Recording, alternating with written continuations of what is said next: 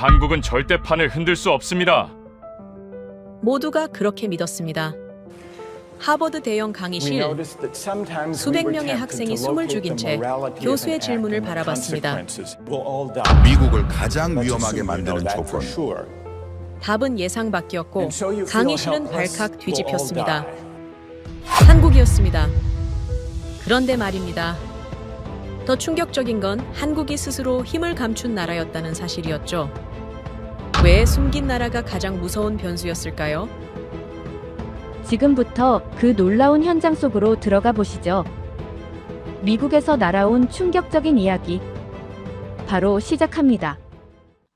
그리고 지금 어디에서 시청하고 계신지 댓글로 남겨주세요. 여러분의 이야기도 듣고 싶습니다.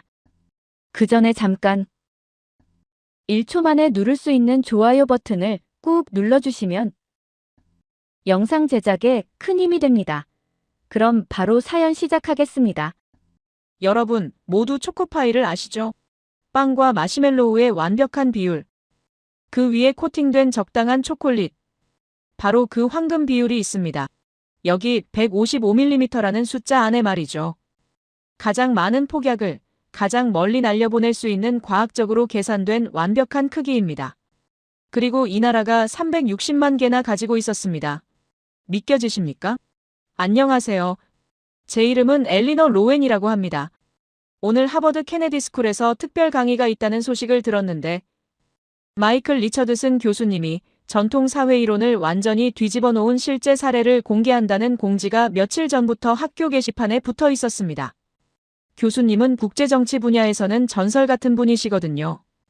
그분이 직접 현장에서 목격한 이야기를 공개한다니 강의실은 금세 학생들로 가득 찼으며 평소라면 듬성듬성 앉았을 자리들이 오늘만큼은 빈틈없이 채워져 있었습니다. 교수님이 강단에 오르시더니 칠판에 딱 한 단어만 적으셨어요. 포방부, 생소한 단어였습니다. 학생들은 서로 눈치만 보며 웅성거렸는데 교수님은 잠시 침묵을 유지하시다가 입을 여셨습니다.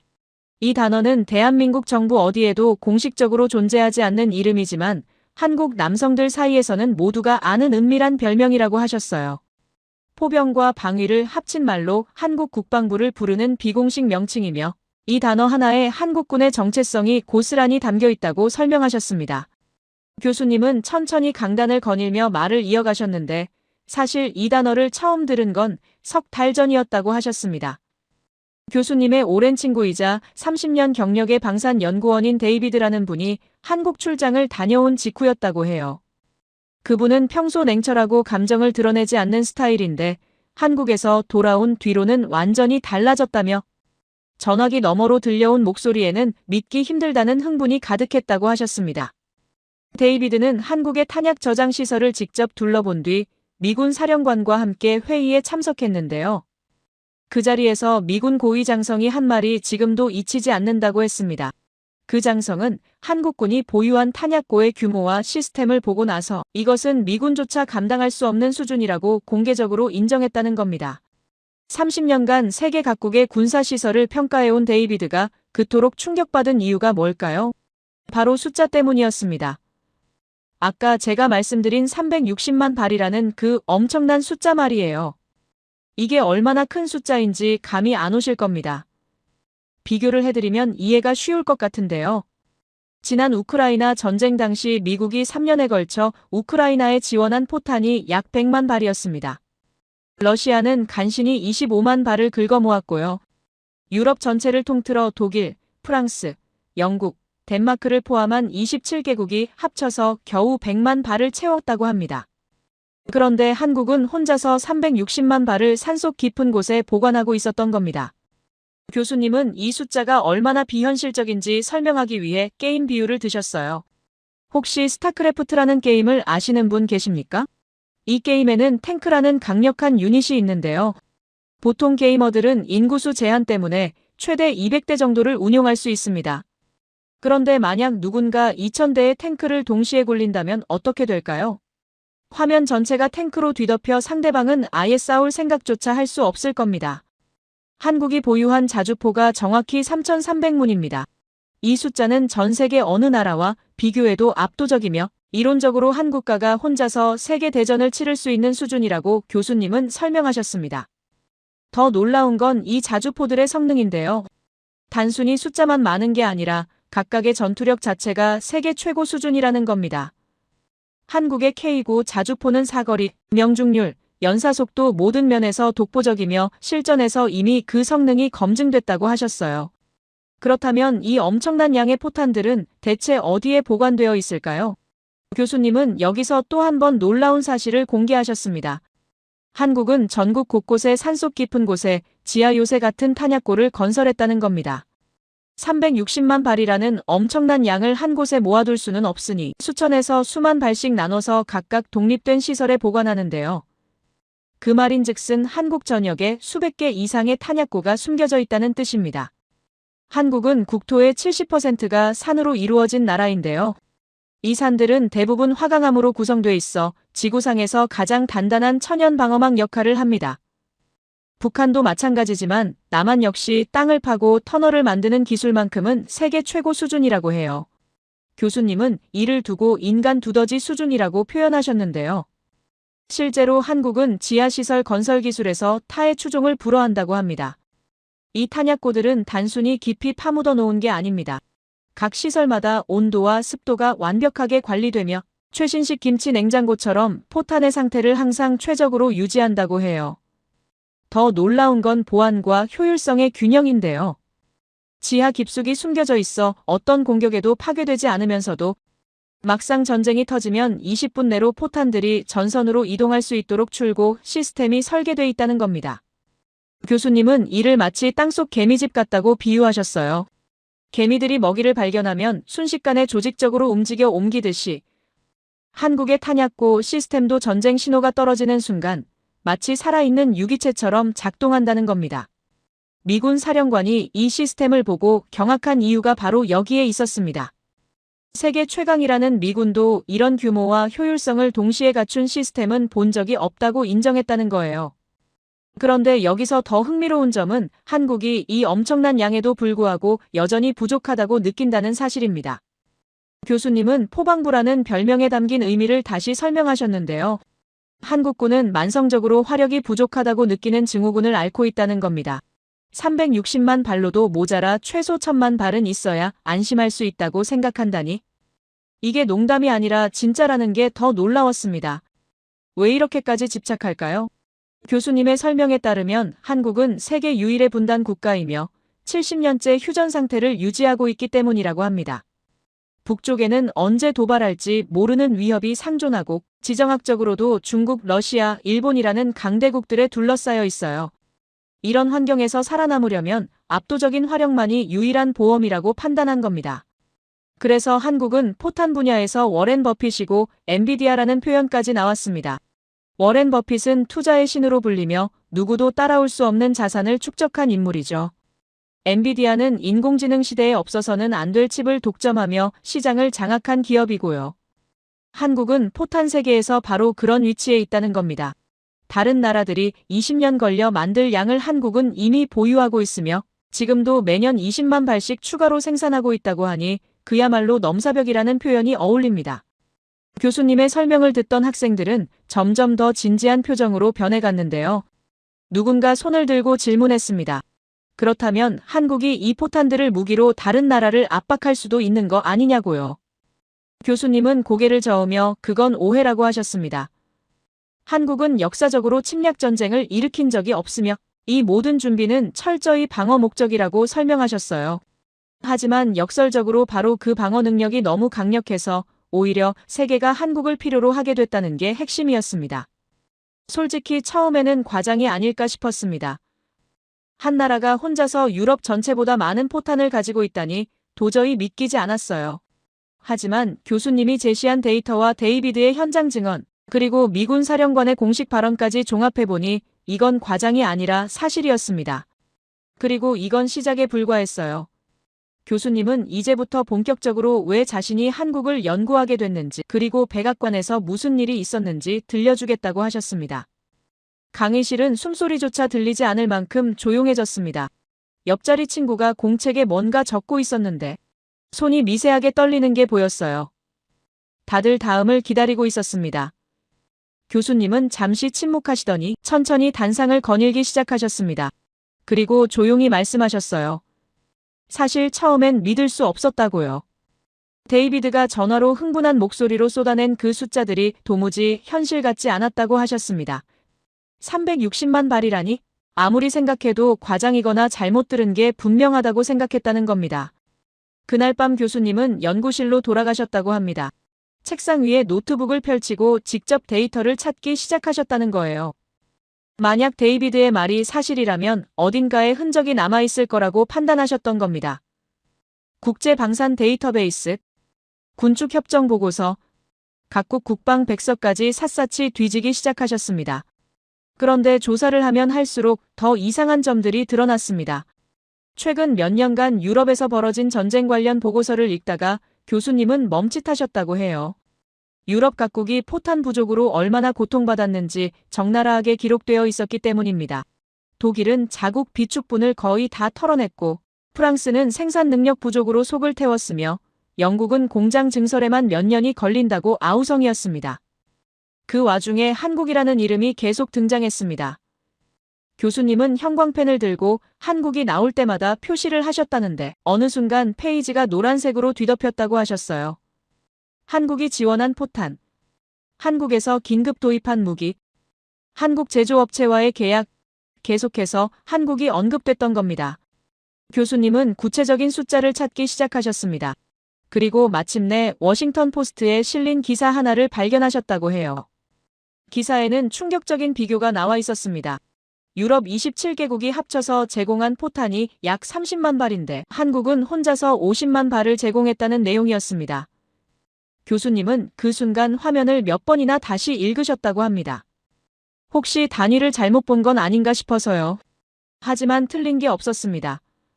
한국 혼자서 유럽 전체보다 많은 포탄을 전쟁터로 보냈던 겁니다. 더 놀라운 건 속도였습니다. 유럽 국가들이 1년에 걸쳐 30만 발을 모으는 동안 한국은 몇 달 만에 50만 발을 생산해서 보냈다는 거예요. 이게 무슨 의미인지 아십니까? 한국의 포탄 생산 능력과 비축량이 유럽 전체를 압도한다는 뜻입니다. 교수님은 여기서 멈출 수 없었다고 하셨습니다. 포탄만이 아니었습니다. 폴란드가 급하게 주문한 전차 이야기도 나왔어요. 폴란드는 자국 전차를 모두 전선에 보내고 나서 완전히 텅 비어버렸습니다. 독일의 도움을 청했더니 레오파드 전차를 원하면 5년을 기다리라는 답변이 돌아왔고 미국은 에이브람스 생산 대기줄이 길다며 손사래를 쳤다고 합니다. 그때 한국이 손을 들었습니다.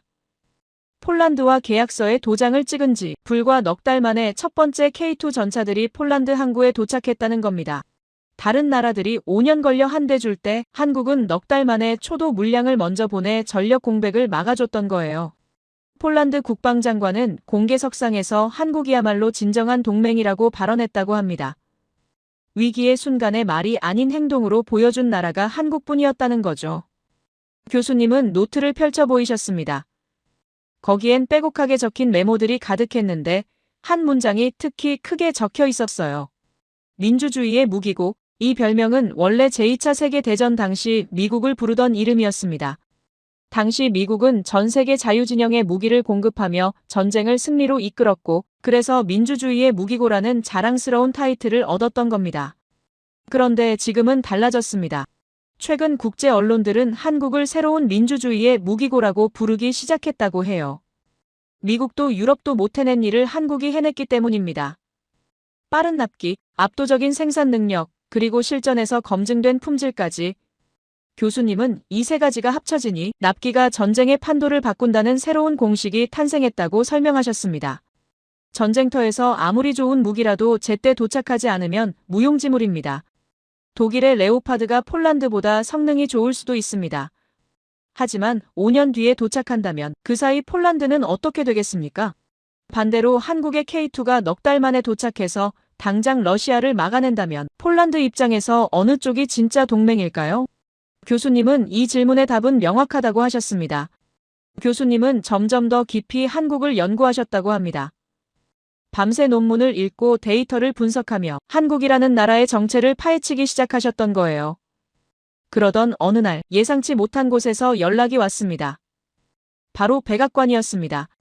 전화를 받았을 때 처음엔 장난 전화인 줄 알았다고 하셨어요.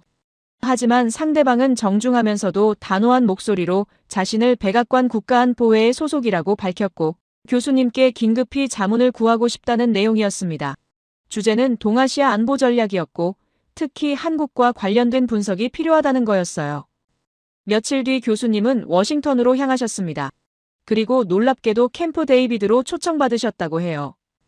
캠프 데이비드는 미국 대통령의 별장이자 최고 위급 회의가 열리는 곳입니다. 역사적인 결정들이 이곳에서 내려졌고 외부인이 초청받는 경우는 극히 드물다고 하셨습니다. 도착하니 이미 여러 전문가들이 모여 있었습니다. 조지타운 대학교 교수, 펜타곤 분석관, 국무부 고위 관료까지 각 분야 최고 전문가들이 한자리에 모였던 겁니다. 그들에게 주어진 임무는 단 하나였습니다. 미국의 패권을 위협하거나 강화할 수 있는 시나리오를 분석하라는 것이었어요. 교수님은 2주 동안 그곳에서 수천 번의 컴퓨터 시뮬레이션을 돌리고 각종 전쟁 게임을 분석하셨다고 합니다. 중국이 대만을 봉쇄하면 어떻게 되는가? 러시아가 에너지를 무기화하면 어떻게 대응할 것인가? 수많은 시나리오들이 검토됐습니다. 그런데 그 과정에서 계속 등장하는 나라가 하나 있었습니다. 바로 한국이었어요. 어떤 시나리오를 돌려도 한국의 역할이 결정적으로 나타났고 특히 제조업과 방산 분야에서 한국 없이는 미국의 전략이 작동하지 않는다는 결론이 반복됐던 겁니다. 교수님은 그때 깨달으셨다고 합니다. 데이비드가 본 것은 빙산의 일각에 불과했다는 걸요. 360만 발의 포탄, 지하 요새 같은 탄약고, 이건 시작일 뿐이었습니다. 한국이라는 나라는 전 세계가 알지 못하는 훨씬 더 깊은 비밀을 품고 있었던 겁니다. 백악관 회의실에서 나온 보고서는 극비로 분류됐습니다. 하지만 교수님은 그 내용을 학생들에게 공개하기로 결심하셨다고 해요. 왜냐하면 이건 단순히 한 나라의 군사력 문제가 아니었기 때문입니다. 이건 전통적인 사회 이론으로는 절대 설명할 수 없는 현상이었고 세계가 어떻게 변하고 있는지 보여주는 살아있는 교과서였던 거죠. 교수님은 다시 칠판으로 걸어가셨습니다. 그리고 크게 한 문장을 적으셨어요. 도대체 이 나라가 뭐길래? 바로 이 질문이 캠프 데이비드에서 2주 동안 교수님을 떠나지 않았던 화두였다고 합니다. 그리고 그 답을 찾는 과정에서 발견한 것들이 오늘 강의의 핵심이라고 하셨습니다. 강의실은 여전히 조용했습니다. 하지만 그 침묵 속에는 뭔가 달라진 에너지가 흐르고 있었어요. 학생들은 이제 단순한 호기심을 넘어 진지하게 몰입하고 있었습니다. 옆자리 친구가 노트에 뭔가 열심히 적고 있었고 앞줄에 앉은 학생은 고개를 끄덕이며 교수님의 말 한마디 한마디를 놓치지 않으려는 듯 집중하고 있었습니다. 그리고 교수님은 말씀하셨습니다. 이제부터 캠프 데이비드에서 발견한 충격적인 진실을 하나씩 풀어놓겠다고요. 한국이 단순히 포탄을 많이 가진 나라가 아니라 미국 전체를 뒤흔들 수 있는 유일한 존재라는 사실을 증명하겠다고 하셨습니다. 교실 안 공기가 무거워졌습니다. 교수님은 칠판을 향해 걸어가시더니 분필을 들고 커다랗게 숫자 하나를 적으셨습니다. 바로 3이었어요. 그리고 천천히 돌아서서 학생들을 둘러보시며 말씀하셨습니다. 캠프 데이비드에서 받은 첫 번째 질문이 바로 이것이었다고요. 미국을 회복 불가능하게 만들 수 있는 최악의 시나리오 3가지를 찾아내라는 임무였다는 겁니다. 교수님의 목소리가 낮아졌습니다. 상황실에 모인 전문가들은 각자 노트북을 펼치고 수천 번의 컴퓨터 시뮬레이션을 돌리기 시작했다고 해요. 전쟁 게임, 경제, 모델, 공급망 분석까지 모든 가능성을 검토했다는 겁니다. 목표는 단 하나였습니다. 미국이라는 초강대국을 무너뜨릴 수 있는 현실적인 위협을 찾아내는 것이었어요. 교수님은 첫 번째 손가락을 펴보이셨습니다. 시나리오 1번, 중국의 전면적인 해상 봉쇄였습니다. 중국이 대만 해협을 완전히 막고 피토류 수출을 중단하는 상황을 가정했다고 해요. 피토류는 스마트폰부터 전기차까지 모든 첨단 기기에 들어가는 필수 광물입니다. 중국이 전 세계 생산량의 70% 이상을 장악하고 있으니 이걸 끊으면 엄청난 타격이 예상됐던 겁니다. 시뮬레이션 결과는 어땠을까요? 미국 국내 총생산이 5% 하락했고 아이폰 생산이 일시 중단됐습니다. 고통스러운 상황이었지만 치명상은 아니었어요. 왜냐하면 미국은 남미와 호주에서 대체 자원을 확보할 수 있었고 시간이 걸리더라도 공급망을 재편할 여력이 있었기 때문입니다. 결론은 명확했습니다. 미국은 생존합니다. 교수님은 두 번째 손가락을 펴셨습니다. 시나리오 2번, 러시아의 해저 케이블 절단 및 에너지 테러였습니다. 러시아가 유럽으로 가는 천연가스 공급을 완전히 차단하고 대서양을 가로지르는 인터넷 해저 케이블까지 끊어버리는 극단적 상황을 상정했다고 해요. 유럽은 난방이 끊기고 인터넷은 마비될 겁니다. 이번에도 결과는 비슷했습니다. 유럽 경제는 심각한 타격을 받겠지만 미국은 견딜 수 있었어요. 미국은 이미 세계 최대 석유 생산국이며 셰일가스 혁명으로 에너지 자립을 이뤘습니다. 통신망도 자체적으로 백업 시스템을 갖추고 있었고요. 나스닥이 일시 흔들리고 혼란이 발생하겠지만 국가가 무너질 정도는 아니었던 겁니다. 역시 결론은 같았습니다. 미국은 생존합니다. 교수님은 잠시 침묵하셨습니다. 그리고 세 번째 손가락을 펴지 않고 주먹을 꽉 쥐셨어요. 강의실 분위기가 긴장으로 가득 찼습니다. 교수님은 천천히 말씀을 이어가셨습니다. 문제는 세 번째 시나리오였다고요. 이 시뮬레이션이 화면에 뜨자마자 상황실 안장군들은 말을 잃었고 백악관에서 온 관계자들의 얼굴빛이 하얗게 질렸다는 겁니다. 앞선 두 시나리오와 달리 이번엔 결과가 완전히 달랐습니다. 시나리오 3번, 한국이 미국과의 모든 산업 및 국방 협력을 중단한다고 선언하는 상황이었어요. 미사일 공격도 없었고 사이버 해킹도 없었습니다.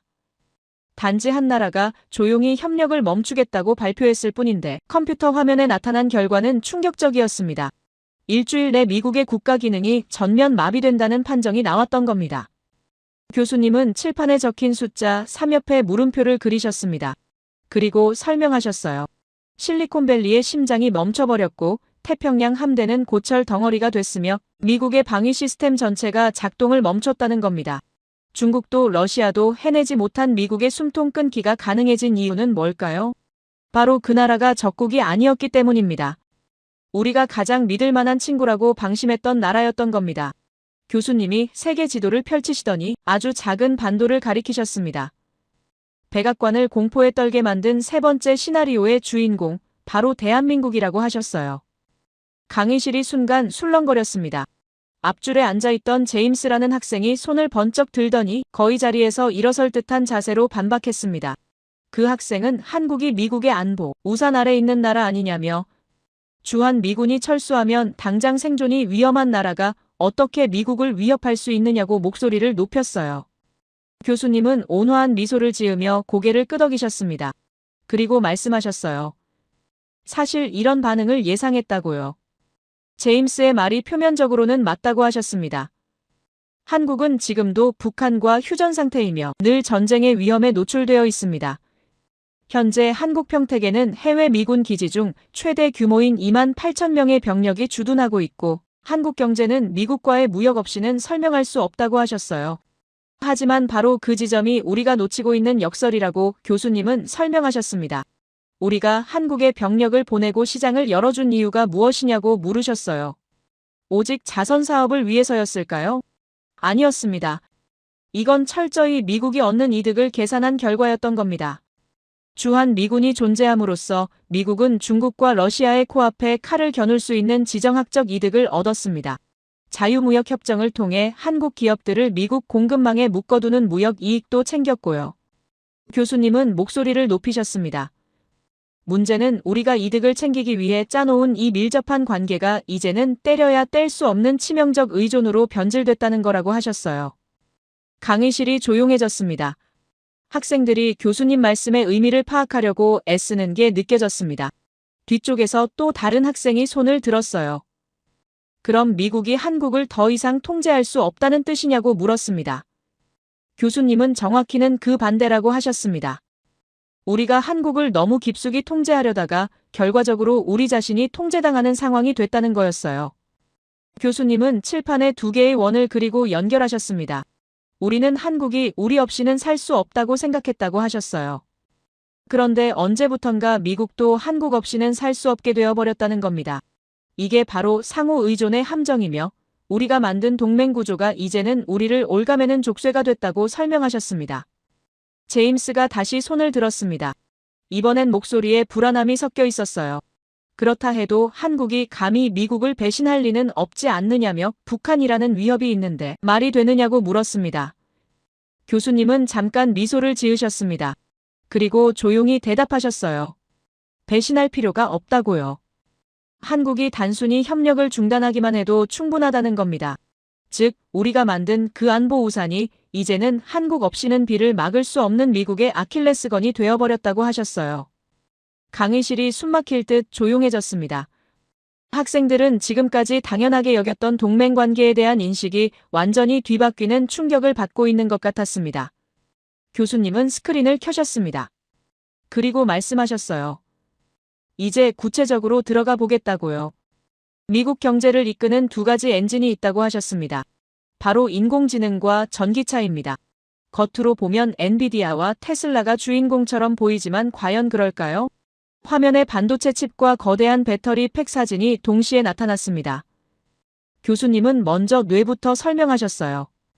인공지능을 가동하는 핵심 칩이 있다고 하셨습니다. 이름은 HBM, 풀어서 말하면 고대역 메모리라는 뜻입니다. 이게 뭔지 쉽게 설명해드리면 이렇습니다. 컴퓨터가 생각을 하려면 두뇌가 필요한데 그게 바로 프로세서입니다. 그런데 아무리 두뇌가 좋아도 기억장치가 없으면 아무것도 할 수 없어요. 마치 사람이 아무리 머리가 좋아도 기억력이 없으면 생각을 이어갈 수 없는 것과 같습니다. HBM은 바로 그 초고속 기억장치인데 인공지능처럼 엄청나게 많은 정보를 동시에 처리해야 하는 경우 절대적으로 필요한 부품입니다. 그런데 이 HBM을 만들 수 있는 나라가 전 세계에서 사실상 한국밖에 없다고 하셨어요. 정확히는 삼성과 SK 하이닉스라는 두 회사가 전 세계 물량의 90% 이상을 생산한다는 겁니다. 교수님은 화면에 수치를 띄우시며 말씀하셨습니다.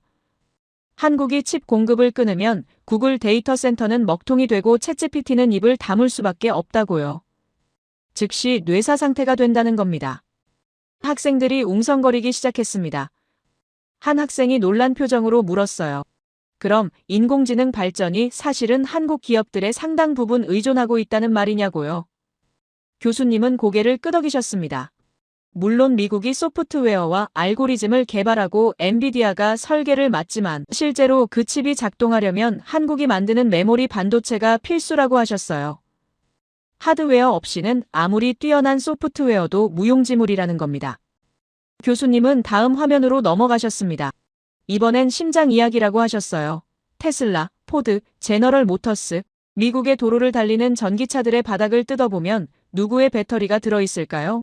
화면에 LG 에너지 솔루션, SK온, 삼성 SDI의 로고가 선명하게 박힌 배터리 셀이 나타났습니다. 교수님은 설명하셨어요. 중국 배터리는 안보 문제로 퇴출당했고 일본은 기술 경쟁에서 뒤처졌으며 유럽은 아직 양산 체제를 갖추지 못했다고 합니다.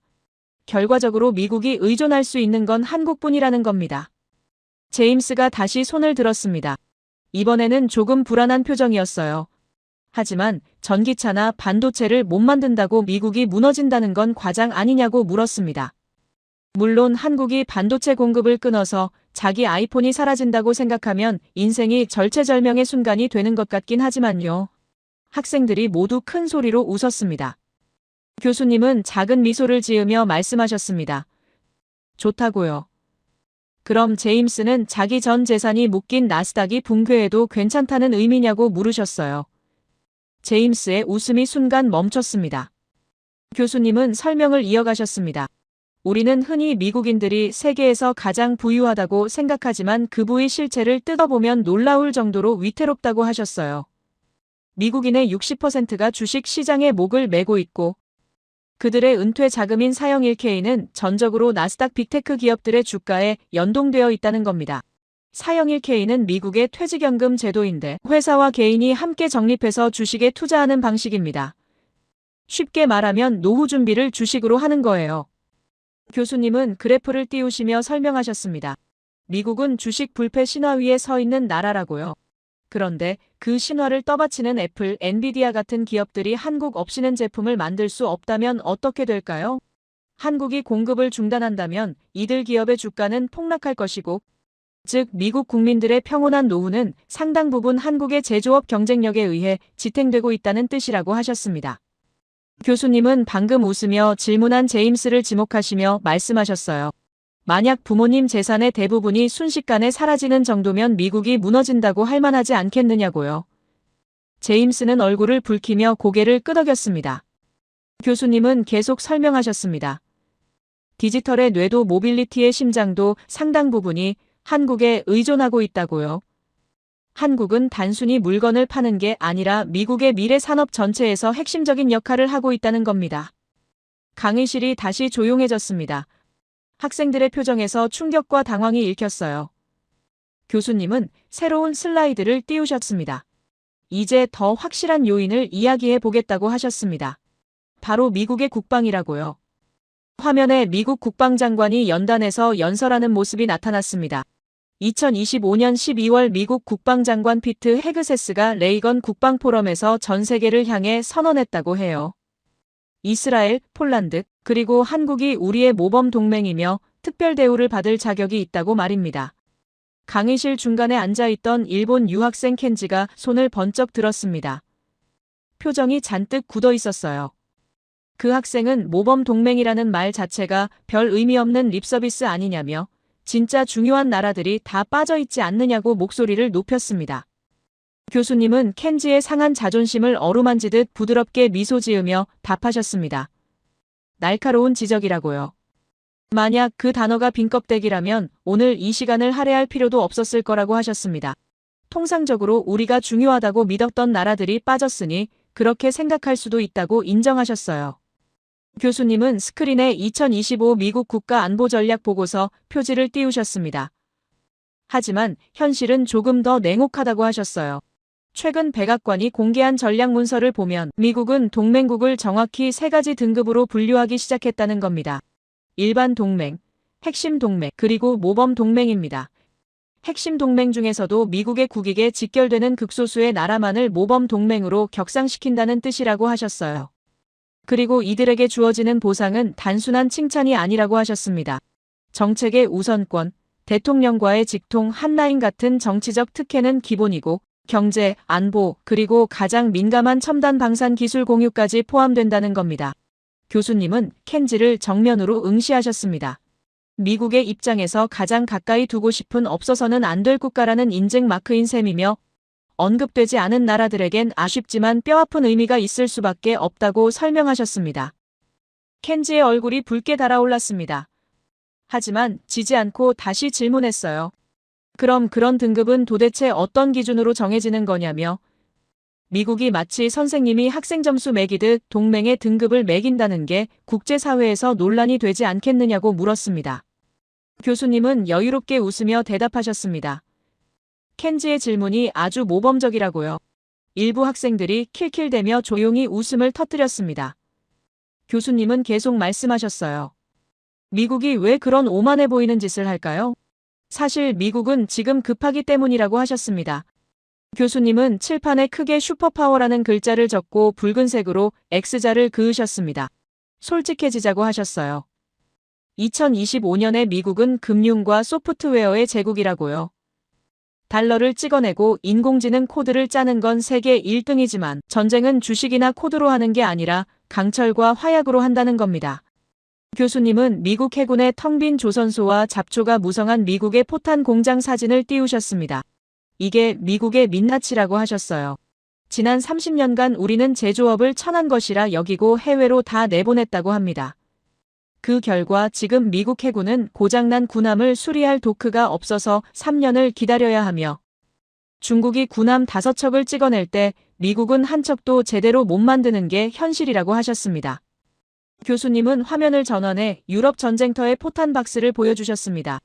이 절박함은 이미 전장에서 증명됐다고 하셨어요. 유럽 전쟁 당시 미국과 유럽 27개국의 탄약고가 완전히 바닥을 드러냈을 때 누가 그 빈 곳을 채워줬냐고 물으셨습니다. 교수님은 잠깐 멈춰서 학생들의 눈을 하나씩 마주 보셨습니다. 그리고 답하셨어요. 메이드 인 코리아가 찍힌 포탄 50만 발이었다고요. 워싱턴 포스트조차 충격받으며 한국이 유럽 전체보다 더 많은 포탄을 공급했다고 썼다는 겁니다. 강의실에서 탄성이 터져나왔습니다. 몇몇 학생들은 믿기지 않는다는 표정을 지었어요. 한 학생이 놀란 목소리로 물었습니다. 잠깐 한국 혼자서 유럽 27개국 전체보다 많이 제공했다고요? 교수님은 정확하다고 답하셨습니다. 프랑스, 독일, 영국을 포함한 유럽 연합 전체가 제공한 포탄보다 한국이 제공한 포탄이 더 많았다고요. 더 놀라운 건 한국은 비축 물량 관리와 생산 능력을 완벽하게 조화시켜 이 모든 걸 단기간에 해냈다는 겁니다. 교수님은 데이터를 스크린에 띄우셨습니다. 유럽은 자국 재고를 털어서 겨우 30만 발을 모았는데 그것도 1년에 걸쳐서였다고 합니다. 반면 한국은 체계적인 공급망 운영으로 50만 발을 제공했다고요. 이게 무슨 의미인지 아느냐고 물으셨습니다. 한국의 종합적 제조 관리 능력이 유럽 전체의 산업력을 압도했다는 뜻이라고 하셨어요. 교수님은 목소리에 힘을 실으셨습니다. 민주주의의 무기고라는 별명이 이제 누구 것인지 아느냐고 물으셨어요. 더 이상 미국의 것이 아니라고요.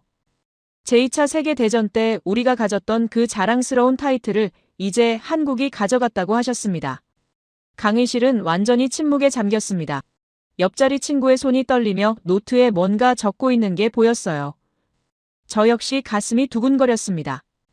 이건 단순히 한 나라의 군사력 이야기가 아니었습니다. 세상이 우리가 알던 것과 완전히 다르게 돌아가고 있다는 증거였습니다. 교수님은 다음 슬라이드를 띄우시며 말씀하셨습니다. 이제 실전에서 증명된 신뢰 이야기를 해보겠다고요. 화면에 폴란드 항구에서 전차가 하역되는 장면이 나타났습니다. 교수님은 천천히 설명을 시작하셨어요. 폴란드를 보라고 하셨습니다. 이 나라는 자국의 모든 전차를 유럽 전선에 지원하고 나서 완전히 빈털터리가 됐다고 해요. 러시아는 국경 바로 너머에 있었고 폴란드는 다음 타겟이 자신들이라는 걸 너무나 잘 알고 있었습니다. 급하게 서방 동맹국들의 손을 내밀었다는 겁니다. 독일은 뭐라고 했을까요? 교수님은 화면에 독일 국방부 답변서를 띄우셨습니다. 레오파드 전차를 원한다면 5년을 기다리라는 답이 돌아왔다고 합니다. 미국은 에이브람스 생산 대기열이 길어서 더 오래 기다려야 한다고 했고요. 프랑스는 어땠을까요? 르클레르 전차는 아예 수출용 생산 라인이 없다며 손사래를 쳤다는 겁니다. 영국도 마찬가지였다고 해요. 결국 폴란드는 절망적인 상황에 처했습니다. 하지만 한국은 달랐다고 교수님은 말씀하셨어요. 계약서에 도장이 마르기도 전에 첫 번째 K2 전차들을 폴란드로 보냈다는 겁니다. 다른 나라들이 5년 걸려 한 대 줄 때 한국은 몇 개월 만에 초도 물량을 먼저 보내 전력 공백을 막아줬다고 하셨어요. 교수님은 목소리에 무게를 실으셨습니다. 독일이나 미국이 아무리 좋은 전차를 만들어도 폴란드가 급할 때 당장 줄 수 있는 나라는 한국뿐이었다고요. 이 속도가 얼마나 놀라운지 아느냐고 물으셨습니다. 한 학생이 조심스럽게 손을 들었어요. 그 정도 속도라면 폴란드가 한국을 얼마나 신뢰하게 됐을지 궁금하다고 말했습니다. 교수님은 고개를 끄덕이셨습니다. 바로 그거라고요. 러시아가 폴란드 국경을 넘보지 못하게 만든 결정적인 억제력을 제공한 건 미국이 아니라 한국이었다고 하셨어요. 미국은 약속만 했지만 한국은 실제로 전차를 배에 실어보냈다는 겁니다. 폴란드 국방장관이 뭐라고 했는지 아느냐고 물으셨습니다. 한국이야말로 진정한 동맹이라고 공개적으로 발언했다는 거예요. 위기의 순간의 말이 아닌 행동으로 보여준 나라가 한국뿐이었다고 말입니다. 교수님은 이번엔 터키 시리아 사막의 포격 장면을 보여주셨습니다. 터키가 시리아 내전에서 사용한 포병 시스템이 나온다고 하셨어요. 이름은 T-155 프루트나라고 불리는데 사실 한국의 K9 자주포 기술로 만든 거라고 설명하셨습니다. K9은 한국형 자주포를 뜻하는 이름인데 세계에서 가장 뛰어난 성능을 자랑한다고 해요. 그런데 여기서 중요한 건 카탈로그 스펙이 아니라고 하셨습니다. 교수님은 목소리에 힘을 실으셨어요. 가장 가혹한 환경에서 가장 압도적인 운용 데이터로 검증된 포병 시스템이라는 거라고요. 실제 사막의 전장에서 연속 운용하며 완벽한 성능을 보여준 거라고 하셨습니다. 더욱 놀라운 건 이 무기가 시리아 극한 환경에서도 고장 한 번 없이 작동했다는 사실이라고 교수님은 설명하셨어요. 모래 폭풍, 극한 더위, 24시간 연속 운용에도 불구하고 말입니다. 이런 혹독한 조건에서 이만큼 안정적인 성능을 보인 케이스는 정말 드물다고 하셨습니다. 바로 그때 켄지가 손을 들었습니다. 일본에서 온 유학생인 그는 표정이 복잡해 보였어요. 켄지는 조심스럽게 말문을 열었습니다. 교수님 말씀은 이해하지만 일본 역시 전후 복구 과정에서 미국의 지원을 받았고 제조업 강국으로 성장했다며 특히 자동차와 전자산업에서는 여전히 세계 최고 수준 아니냐고 물었습니다. 심지어 켄지는 준비해온 자료를 꺼냈습니다. 노트북을 열어 화면을 보여주며 일본의 국내 총생산이 한국보다 여전히 높고 도요타와 혼다 같은 글로벌 브랜드는 전 세계에서 인정받고 있다고 주장했어요.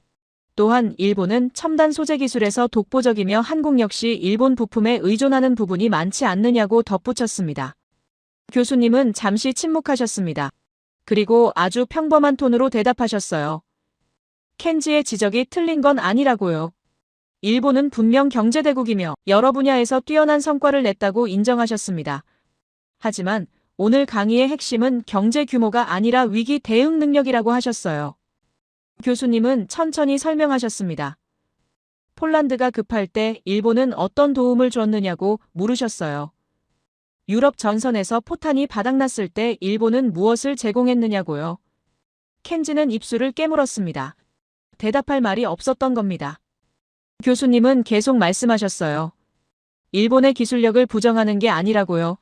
하지만 미국이 지금 필요로 하는 건 카탈로그 스펙이 아니라 당장 전장에 투입할 수 있는 실전 무기이며 그걸 빠르게 대량으로 생산해서 보낼 수 있는 능력이라고 설명하셨습니다. 그리고 그 능력을 가진 나라가 현재 한국뿐이라는 게 팩트라고 하셨어요. 켄지는 다시 반박했습니다. 하지만 일본은 평화헌법 때문에 무기 수출이 제한되어 있었고 최근에야 규제가 풀렸다며 시간이 지나면 일본도 충분히 방산 시장에서 역할을 할 수 있다고 주장했습니다. 교수님은 고개를 끄덕이셨습니다. 그리고 아주 담담하게 말씀하셨어요. 그럴 수도 있다고요. 하지만 전쟁은 기다려주지 않는다고 하셨습니다. 폴란드는 5년을 기다릴 수 없었고 유럽은 1년을 기다릴 수 없었다고요.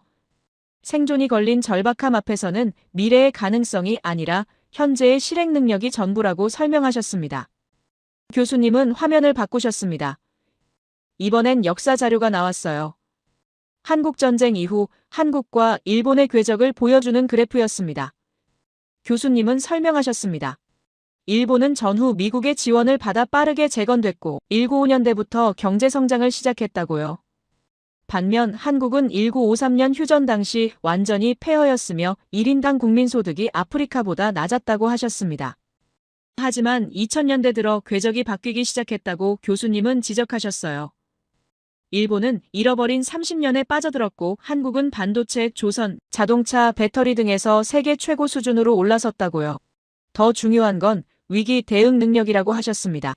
일본은 후쿠시마 원전 사고 당시 혼란에 빠졌고 코로나 백신 확보에서도 뒤처졌지만 한국은 팬데믹 초기부터 체계적으로 대응하며 세계의 모범 사례가 됐다고 설명하셨습니다. 켄지의 표정이 점점 더 굳어졌습니다. 교수님은 여전히 평범한 톤을 유지하며 말씀하셨어요. 이건 우열을 가리는 게 아니라고요. 다만 미국이 지금 시점에서 필요로 하는 파트너가 누구인지 명확하다는 거라고 하셨습니다. 교수님은 새로운 자료를 띄우셨습니다. 미국이 한국에 제공한 특혜 목록이었어요. 핵잠수함 개발 허가, 우라늄 농축 기술 지원, 그리고 재천리 권한까지. 교수님은 이게 무슨 의미인지 아느냐고 물으셨습니다. 이건 사실상 핵보유국 대우라고 하셨어요. 강의실이 술렁거렸습니다. 한 학생이 손을 들고 물었어요. 미국이 핵기술을 다른 나라와 공유한 적이 있느냐고요. 교수님은 고개를 저으셨습니다. 거의 없다고요. 미국은 지난 100년 넘게 핵기술을 철저히 통제해왔으며 동맹국이라 해도 함부로 공유하지 않았다고 하셨습니다. 그런데 한국에게는 예외를 뒀다는 겁니다. 교수님은 설명하셨어요. 미국은 한국에게 핵잠수함 개발을 허가했고 우라늄 농축 기술까지 지원하기로 했다고요. 이건 단순한 기술 협력이 아니라 한국을 사실상 핵클럽의 일원으로 인정하겠다는 의미라고 하셨습니다. 더 나아가 미국은 100년 넘게 지켜온 성역까지 깼다고 교수님은 말씀하셨어요. 미국 해군 함정의 해외 건조 금지라는 원칙 말입니다. 미국은 자국 군함을 절대 외국에서 만들지 않는다는 철칙을 고수해 왔는데 최근 한국과의 조선 협력을 선언하며 이 빗장을 스스로 깬 거라고 하셨습니다. 교수님은 목소리를 높이셨습니다. 이게 무슨 의미인지 아느냐고요. 세계 1위인 한국 조선소의 압도적인 생산력을 빌려 미국 해군의 군함을 쉴 새 없이 찍어내겠다는 노골적인 러브콜이라고 하셨어요. 미국이 100년 전통을 깰 만큼 한국이 절실하다는 증거라고 설명하셨습니다. 켄지는 더 이상 반박하지 않았습니다. 그는 노트북을 닫고 조용히 자리에 앉아 있었어요. 표정에서 불편함이 역력했지만 더 이상 할 말이 없어 보였습니다. 교수님은 강단 중앙으로 걸어 나오셨습니다. 그리고 말씀하셨어요. 결국 미국은 깨달았다고요.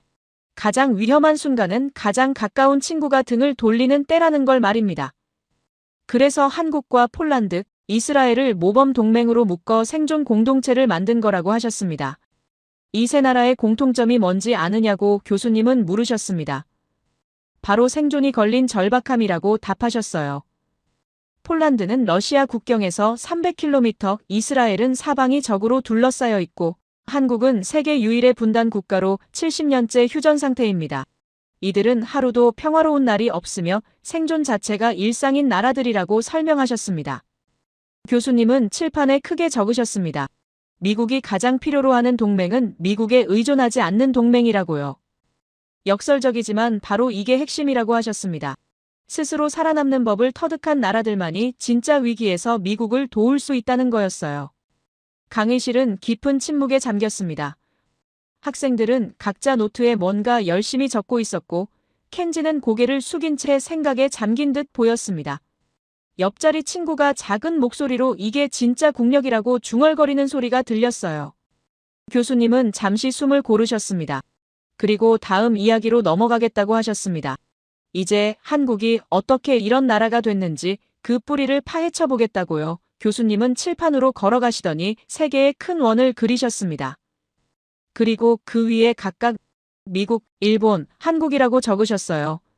지금부터 이 세 나라가 어떻게 다른 길을 걸었는지 보여드리겠다고 하셨습니다.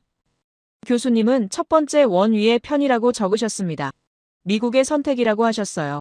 지난 30년간 미국은 제조업을 천한 것으로 취급했다고 설명하셨습니다. 힘들고 더러운 일은 국경 밖으로 보내버리자는 게 지배적인 생각이었다고요. 월스트리트의 엘리트부터 대학생들까지 모두가 에어컨 나오는 사무실에서 편하고 쉽게 돈을 벌려고만 했다는 겁니다.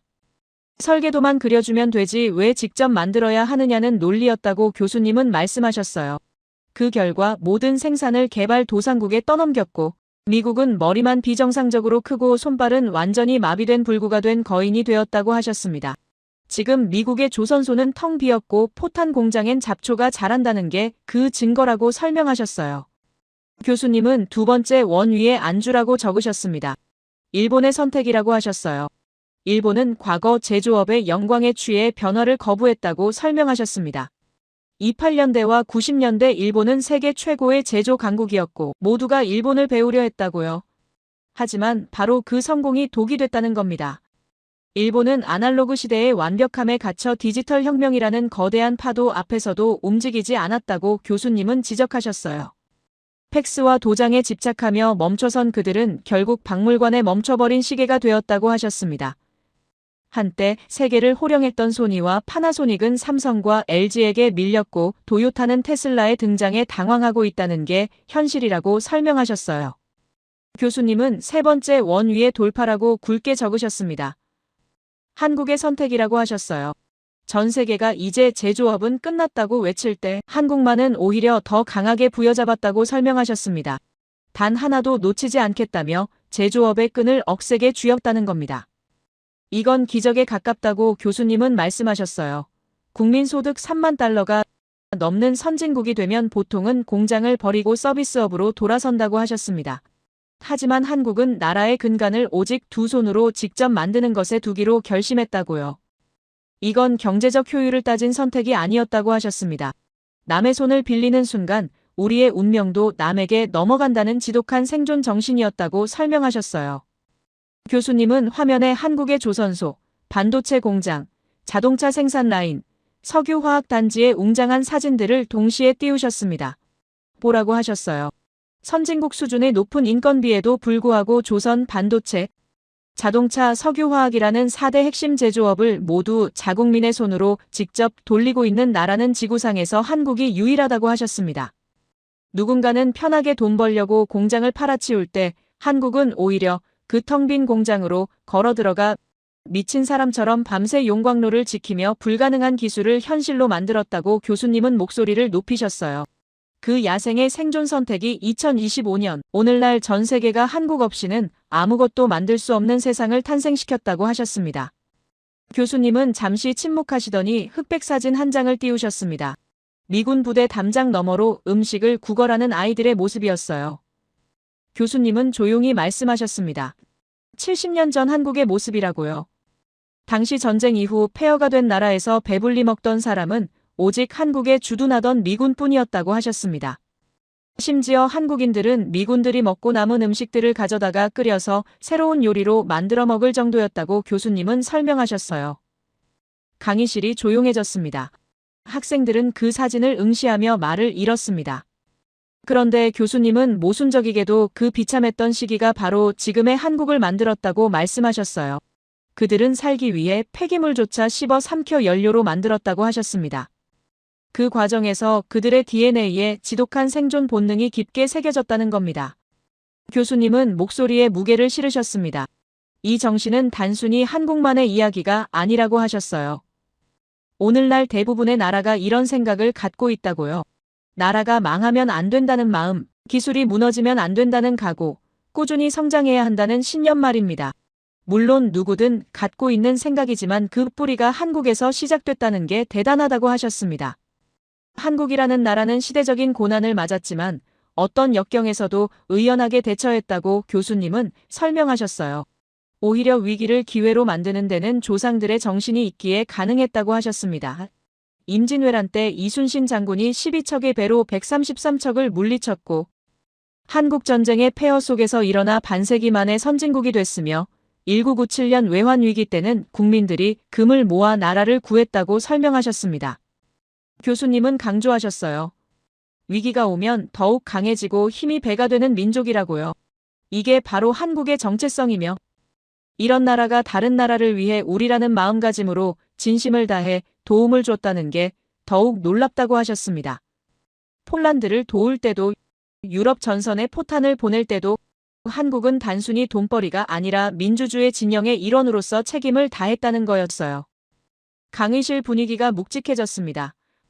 학생들은 각자의 노트에 뭔가 열심히 적고 있었고 몇몇은 고개를 끄덕이며 교수님의 말씀에 공감하는 듯 보였습니다. 옆자리 친구가 작은 목소리로 정말 대단한 나라라고 중얼거렸어요. 교수님은 스크린을 바꾸시며 말씀하셨습니다. 이제 미래 이야기를 해보겠다고요. 앞서 한국이 미국의 현재를 지탱하고 있다고 말씀드렸는데 사실 더 중요한 건 미래라고 하셨습니다. 미국이 꿈꾸는 미래 전략 분야에서 한국이 어떤 역할을 하는지 보여드리겠다고 하셨어요. 화면에 7개의 키워드가 나타났습니다. 교수님은 하나씩 설명하기 시작하셨어요. 첫 번째, 인공지능 패권이라고 하셨습니다. 앞서 HBM 이야기를 했지만 다른 측면에서 보겠다고 하셨어요. 트럼프 행정부의 목표는 중국과의 인공지능 경쟁에서 승리하는 것인데 인공지능의 심장인 HBM과 차세대 메모리는 한국이 90% 이상 장악하고 있다고 설명하셨습니다. 외신들은 이를 두고 한국이 반도체 전쟁의 킹핀이라고 표현했다고 하셨어요. 킹핀은 볼링에서 가장 중요한 핀을 뜻하는데 이게 쓰러지면 나머지 전부가 무너진다는 의미라고 설명하셨습니다. 이건 단순한 비유가 아니라고 하셨어요. 20년간 축적된 삼성과 SK의 미세 공정 노하우는 미국이 지금 당장 수천억 달러를 쏟아부어도 단기간에 따라잡을 수 없는 영역이라는 겁니다. 실제로 최근 미국은 한국과 인공지능 데이터세트 공동 개발, 안전한 인공지능 혁신 촉진 협약을 체결했다고 교수님은 말씀하셨어요. 미국 혼자서는 인공지능 경쟁에서 이길 수 없다는 걸 공식적으로 인정한 셈이라고 하셨습니다. 두 번째, 우주 패권이라고 하셨습니다. 미국은 달 기지와 화성 탐사를 원한다고요. 물론 일본이나 유럽도 기술은 있지만 그들은 너무 느리고 비싸다고 하셨습니다. 미국이 원하는 압도적인 속도와 초정밀 제조 능력으로 우주용 반도체와 배터리를 공급할 수 있는 나라는 한국뿐이라고 설명하셨어요. 나사가 최근 한국과 한국형 위성 항법 시스템 개발, 상업용 저궤도 우주 거점 개발 파트너십을 체결한 건 한국의 제조 시스템 없이는 미국의 우주 시간표를 맞출 수 없다는 걸 인정했기 때문이라고 교수님은 말씀하셨습니다. 세 번째, 바이오 안보라고 하셨어요. 팬데믹 이후 우리는 깨달았다고요. 백신 기술이 있어도 그걸 찍어낼 공장이 없으면 무용지물이라는 것을요. 전 세계에서 가장 빠르게, 가장 완벽하게 바이오 의약품을 대량 생산할 수 있는 제조 클러스터와 품질 관리 능력이 바로 한국에 있다고 설명하셨습니다. 한국과의 바이오 협약은 미국의 설계도와 한국의 공장이 합쳐진 생존 동맹이라고 교수님은 강조하셨어요.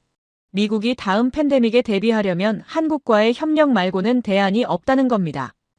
네 번째, 양자 컴퓨팅이라고 하셨습니다.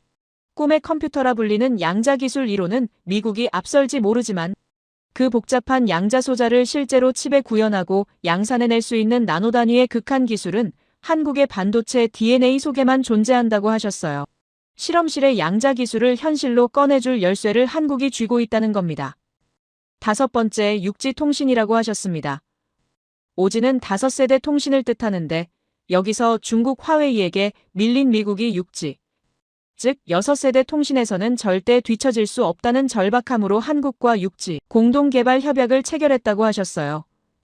육지의 핵심 기술인 테라헤르츠 통신과 초고속 프로세서에서 한국이 독보적 위치에 있다는 겁니다.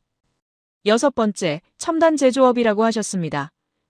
미국이 리쇼어링, 즉 제조업을 다시 본국으로 되돌리려 하는데 그 핵심인 스마트 팩토리 기술과 정밀 자동화 시스템에서 한국이 세계 최고 수준이라고 설명하셨어요. 미국 해군 장관이 한국 조선소의 디지털화 수준을 보고 충격을 받았다고 공개적으로 발언했다고 하셨습니다. 일곱 번째, 국방혁신이라고 하셨어요. 앞서 포탄과 전차 이야기를 했지만 다른 각도에서 보겠다고 하셨습니다. 외신들은 서방 세계가 무기 생산에 허덕일 때 한국은 놀라운 속도로 만들어내고 있다고 보도했다고요. 국제전략문제연구소는 한국을 민주주의 진영의 새로운 무기고라고 명명했다고 하셨습니다. 교수님은 잠시 멈추셨습니다. 그리고 강조하셨어요. 과거 미국의 별명이었는데 이제 한국이 가져갔다고요. K9 자주포만 봐도 알 수 있다고 하셨습니다. K9은 세계에서 가장 빠르고 정확하며 강력한 자주포인데 이미 여러 나라에서 실전 배치돼 그 성능이 검증됐다고 설명하셨어요. 교수님은 목소리를 높이셨습니다. 이 7가지 분야의 공통점이 뭔지 아느냐고 물으셨어요. 바로 이론만 있어도 공장이 없으면 무용지물이라는 점이라고 하셨습니다. 미국은 설계도를 그릴 수 있지만 실제로 만드는 건 한국이 해야 한다는 겁니다. 화면에 복잡한 도표가 나타났습니다. 미국의 미래 전략 분야와 한국의 역할을 연결한 네트워크였어요. 교수님은 설명하셨습니다. 이 7가지는 서로 독립적인 게 아니라 모두 연결되어 있다고요. 인공지능은 우주 개발에 필요하고 바이오는 양자 컴퓨팅과 결합되며 육지 통신은 첨단 제조와 국방 혁신을 가능하게 한다고 하셨습니다. 그리고 그 모든 연결고리의 중심에 한국이 있다고 교수님은 강조하셨어요. 한국이 없으면 이 네트워크 전체가 작동하지 않는다는 겁니다. 마치 인체에서 심장이 멈추면 모든 장기가 기능을 잃듯이 말입니다. 학생들은 압도된 표정이었습니다. 한 학생이 조심스럽게 손을 들고 물었어요. 그럼 이 모든 게 전부 한국이 핵심이라는 말이냐고요. 교수님은 고개를 끄덕이셨습니다. 정확하다고요. 미국이 꿈꾸는 미래는 한국이 현실로 만들어주지 않으면 그냥 꿈으로 끝난다고 하셨습니다. 강의실이 깊은 침묵에 잠겼습니다. 학생들은 각자 생각에 잠긴 듯 보였어요. 옆자리 친구가 공책에 7가지를 모두 적어놓고 밑줄을 그으며 고개를 끄덕이고 있었습니다. 저 역시 가슴이 두근거렸습니다. 이건 단순히 한 나라의 상업력 이야기가 아니었습니다. 전 세계의 미래가 한 나라에 이렇게 깊이 연결되어 있다는 게 믿기지 않았어요. 교수님은 잠시 숨을 고르시더니 말씀하셨습니다. 이제 마지막 이야기로 넘어가겠다고요. 백악관 프로젝트의 진짜 결론을 공개하겠다고 하셨습니다. 사실 지금까지 들은 이야기는 서론에 불과했다고요. 진짜 충격적인 건 따로 있다고 하셨습니다. 교수님은 잠시 침묵하시더니 천천히 칠판 앞으로 걸어가셨습니다. 그리고 조용히 말씀하셨어요. 사실 여러분께 고백할 게 있다고요. 강의실이 순간 긴장감으로 가득 찼습니다. 학생들은 숨을 죽이고 교수님을 바라봤어요. 교수님은 침착한 목소리로 말씀하셨습니다. 최근 캠프 데이비드에서 진행된 극비 프로젝트의 주제는 제가 오늘 여러분께 들려드린 미국의 멸망 시나리오가 아니었다고요. 강의실이 술렁거리기 시작했습니다. 한 학생이 당황한 목소리로 물었어요. 그럼 지금까지 우릴 속인 거냐고요. 교수님은 고개를 저으셨습니다. 속인 게 아니라고요. 다만 이야기를 풀어가는 순서를 바꿨을 뿐이라고 하셨습니다. 교수님은 칠판에 적힌 킬 스위치라는 단어를 지우고 이상향이라고 적으셨어요. 사실 대통령의 질문은 정반대였다고 하셨습니다. 백악관이 던진 진짜 질문은 이거였다고 교수님은 말씀하셨어요. 미국의 패권을 영원히 강화하기 위한 가장 이상적인 시나리오는 무엇인가? 우리는 어떤 세상을 만들어야 미국이 앞으로 100년을 더 지배할 수 있는가? 교수님은 설명하셨습니다. 위협을 찾는 게 아니라 기회를 찾는 프로젝트였다고요. 우리는 꿈 같은 시나리오들을 돌려봤다고 교수님은 말씀하셨어요. 첫 번째 손가락을 펴시며 설명하셨습니다. 시나리오 1번 차이메리카의 완벽한 부활이라고요. 중국이 모든 야망을 포기하고 다시 미국의 순종적인 하청 공장으로 돌아가는 꿈의 세상을 상상했다고 하셨습니다. 시진핑이 무릎을 꿇고 덩샤오핑 시대로 되돌아가겠다고 선언하는 거라고 교수님은 설명하셨어요. 중국이 세계의 공장 역할을 하되 이번엔 완전히 미국의 통제하에서 미국의 주문만을 군말 없이 처리해주는 상황이었다고요.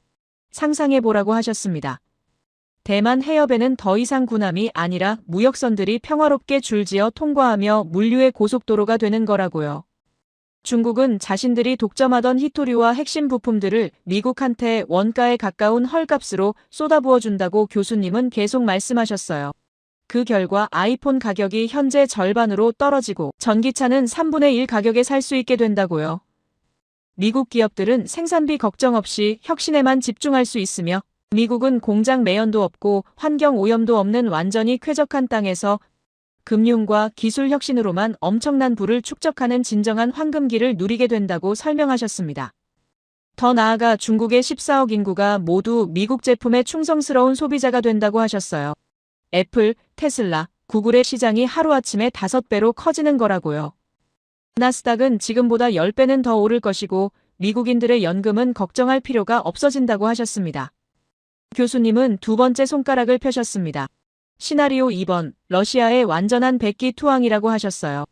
푸틴이 모든 침략 야욕을 포기하고 미국에게 완전히 굴복하는 세상을 상상했다고요.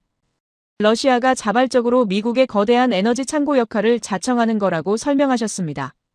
모든 영토 분쟁을 포기하고 평화를 선언한다고 교수님은 말씀하셨어요. 상상해보라고 하셨습니다. 러시아의 천연가스와 원유가 미국 주도로 전 세계에 안정적으로 공급되며 국제 유가는 배럴당 30달러 아래로 떨어져서 바닥을 긴다고요. 미국 가정의 난방비와 기름값이 10분의 1로 줄어든다고 하셨습니다. 그러면 우리는 지금 러시아 견제를 위해 쓰고 있는 연간 8천억 달러의 국방비를 대폭 줄일 수 있다고 교수님은 설명하셨어요. 그 돈을 우주 개발과 인공지능 기술, 생명공학 연구에 쏟아부으면 미국은 정말로 화성의 도시를 건설하고 불로 불사의 꿈까지 이룰 수 있는 평화와 번영의 시대를 맞게 된다고 하셨습니다. 게다가 러시아의 방대한 영토와 자원이 미국의 영향권에 들어온다고 하셨어요. 시베리아의 무궁무진한 광물 자원, 북극해의 새로운 항로까지 모든 게 미국의 통제하에 들어오는 거라고 설명하셨습니다. 교수님은 잠시 말을 멈추고 학생들을 천천히 응시하셨습니다. 그들의 눈에는 이런 꿈의 시나리오에 대한 기대와 동경이 어려 있었어요. 하지만 시뮬레이션의 결론은 충격적이었다고 교수님은 조용히 말씀하셨습니다. 교수님은 침묵을 유지하며 학생들의 긴장감을 최고조로 끌어올리셨어요. 그들이 제공하는 가치는 결국 모두 우리가 이미 가지고 있는 것뿐이었다고 하셨습니다. 우리가 예측했던 결과는 나오지 않았다고요. 중국이 굴복해서 주는 값싼 제품은 미국이 이미 멕시코와 동남아시아에서 충분히 얻고 있다고 교수님은 설명하셨어요. 러시아의 에너지는 우리가 이미 세계 최대 석유 생산국이고 셰일가스 혁명으로 에너지 자립을 이뤘다고요. 더 놀라운 건 그들과의 협력이 가져다주는 건 결국 규모의 확장뿐이라는 거라고 하셨습니다. 더 많은 시장, 더 많은 자원, 더 많은 노동력 하지만 그게 전부였다고 교수님은 강조하셨어요. 그래서 우리는 마지막으로 시나리오 3번을 분석했다고 하셨습니다. 바로 현상 유지였다고요.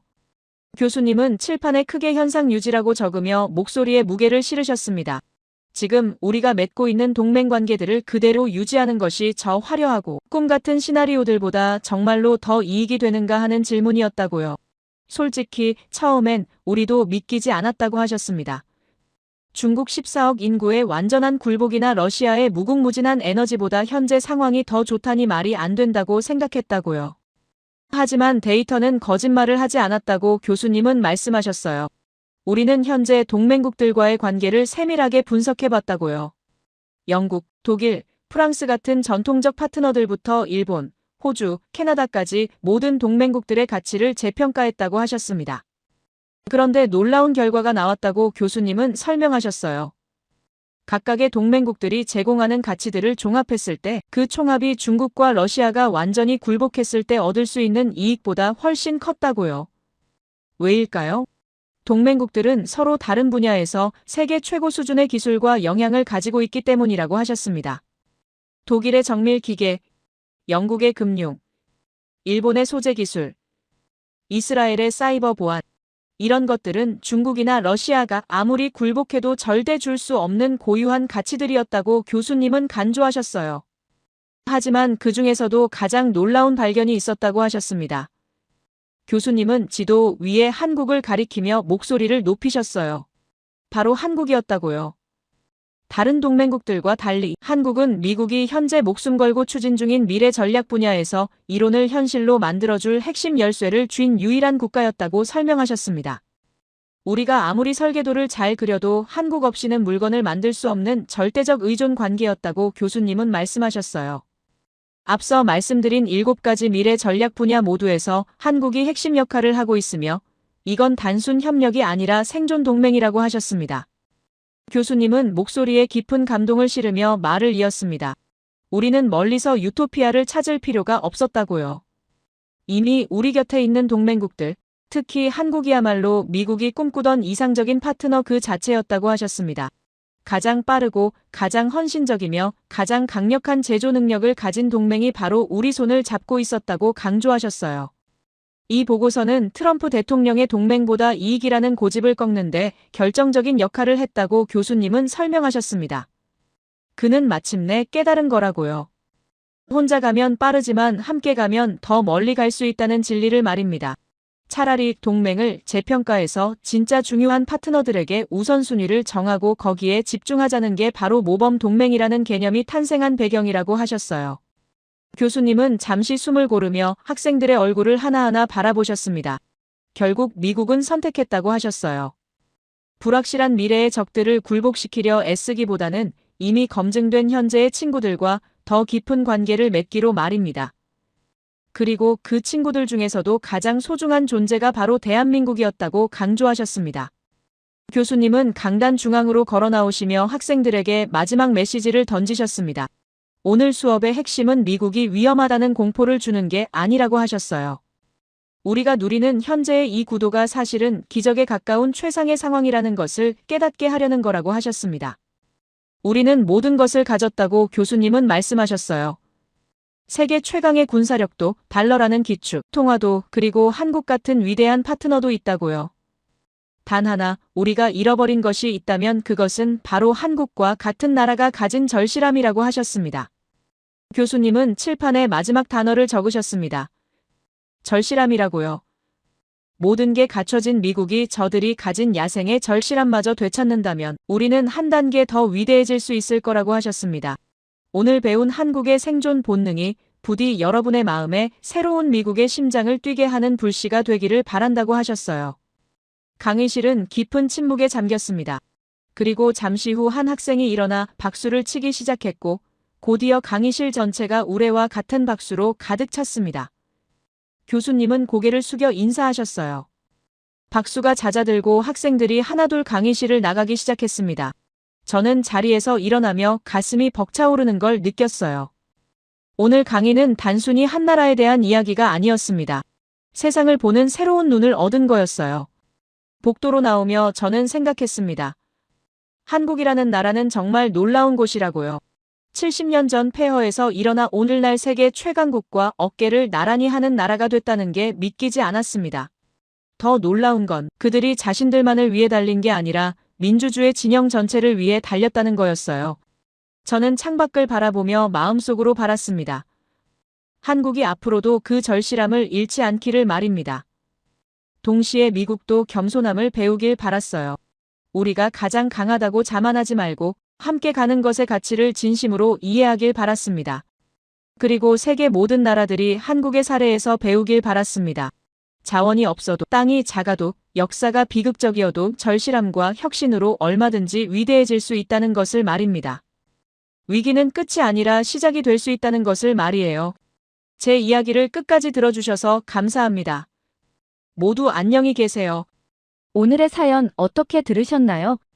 처음엔 조금 과장처럼 느껴졌을지도 모르겠습니다. 하지만 하나씩 따라가다 보면 이 이야기가 단순히 한 나라를 치켜세우는 얘기가 아니라는 생각도 들지 않으셨을까요? 눈에 띄게 드러내지 않아도 조용히 준비하고 필요한 순간에 정확히 역할을 해내는 힘.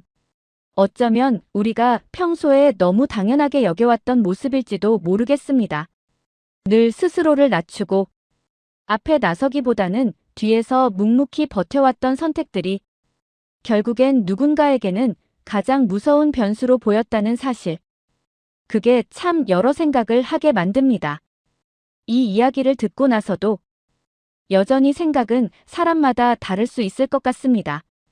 자랑스럽게 느껴질 수도 있고 한편으론 앞으로 더 조심해야 할 책임처럼 느껴질 수도 있겠죠. 어쩌면 이 사연이 말하려는 건 이미 정해진 결론이 아니라 지금 우리가 어디쯤 와 있는지 그리고 앞으로 어떤 선택을 하게 될지에 대한 질문일지도 모르겠습니다. 여러분의 생각을 아래 댓글에 남겨주세요. 그리고 감동적인 사연을 주변 사람들과 공유하고 함께 이야기 나눠보세요. 마지막으로 1초밖에 걸리지 않는 구독과 좋아요, 알림 설정은 영상 제작에 큰 힘이 됩니다. 지금까지 감동을 담아 여러분께 진심을 전하는 감동담기였습니다. 오늘 하루도 행복한 하루 보내세요.